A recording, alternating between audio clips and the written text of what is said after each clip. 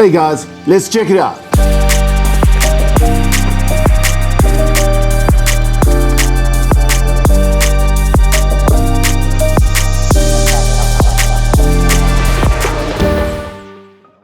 Hey guys, welcome to Outdoor Photo. Thank you very much for joining us for this mini review. Today we are having a look at this fantastic little lens. This is the Tamron 35-150mm. It's a f2 to 2.8mm variable aperture lens. It is built with quality. You can feel it the moment you take it out of the box and you put it in your hands. It feels right, the weight is good. I really enjoyed this lens.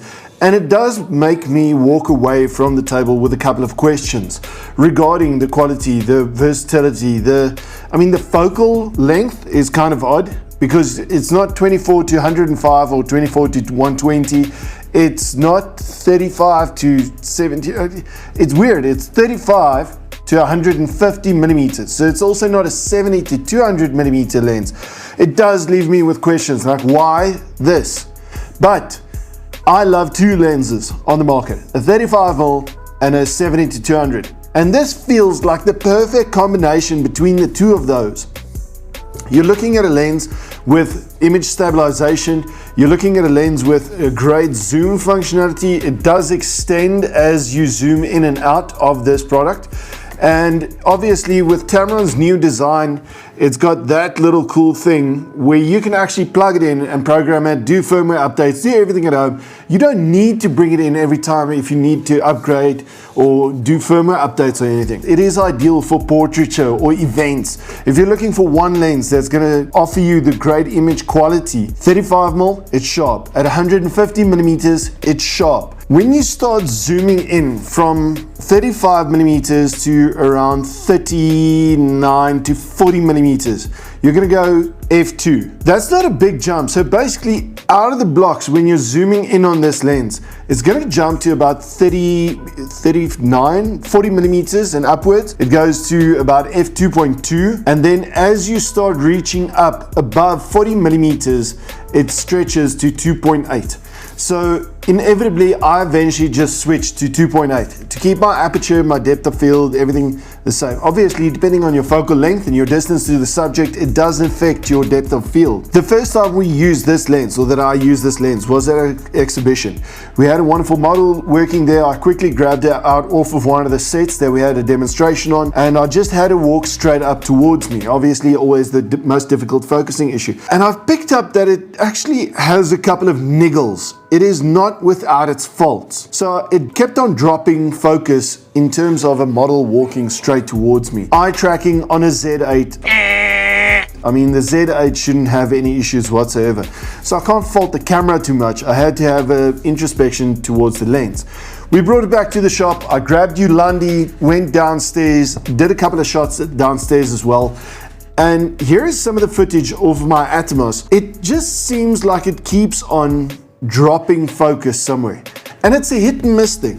We tried it over and over and over again, and there were many times that it actually didn't have issues, but it just didn't boost the same amount of confidence that the 70 to 200 Nikon does. But again guys, that's a 70 to 200 2.8 Z-mount lens. This comes out for the Z-mount and for the E-mount on Sony as well. Now in looking at that, 70 to 200 is not a versatile lens. It's an amazing lens, don't get me wrong, it's top end glass. But we're looking for something that you can shoot in wide open spaces, in narrow spaces if you're caught up inside of a room and you need to get those shots. You don't have space to move back like you need with a 70 to 200. In a situation like that, we're looking at 35 and upwards to about 70mm. This has it. Everything else from there is convenient distance in my opinion. I don't prefer being up in the face of a model. I prefer having that distance. I prefer the focal distortion at that longer focal distance. And that is where this thing is so versatile. We did manage to try a couple of other things and moving, and we eventually got those shots in terms of Yolandi walking straight to me. But in this comparison, we're looking at the 35 to 150. And then obviously if we switched to the 70 to 200, we can have a look at how that just absolutely hits target and stays on target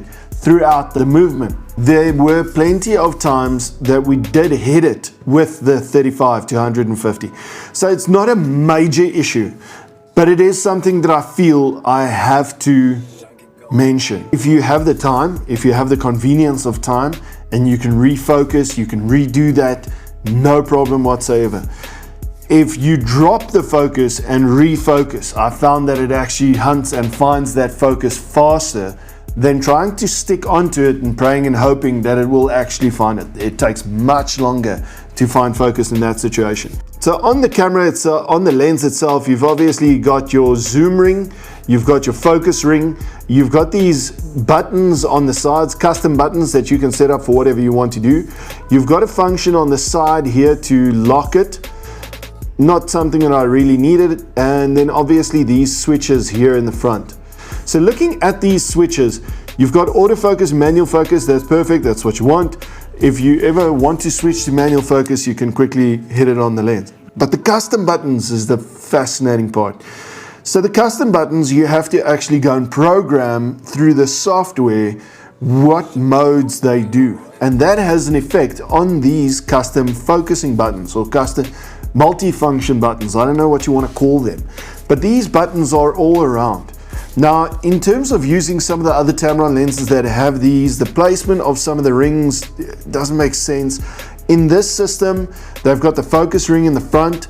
These buttons were kind of an issue. They accidentally activated things. I eventually just went into the camera's menus and deactivated the buttons. And then from there, you've got the zoom ring right here at the back. Now, in holding the camera, holding the lens like this, that ring doesn't make sense. It's in the wrong place. The balance doesn't feel. The moment you stick a camera onto this, it just changes the whole scene. You simply grab it, you zoom in, you zoom out. The balance feels so much better. I prefer the ring on the back here with a focus ring in the front. If it was the other way around, we would sit with a situation where your hand would actually, by accident, defocus your system. So all in all, a lens that I really enjoyed shooting. And if I was shooting Sony or Nikon, this is one of the lenses I would want in my bag. If I'm ever going on a trip, I need one lens. I want that image quality. I want that depth of field. I need low light handling with a big aperture. This is it. It's such a versatile lens and a perfect solution to a one-stop shop. Guys, if you're interested in this, get into contact with the go-to guys at Outdoorphoto or hit us up on outdoorphoto.co.za. Cheers.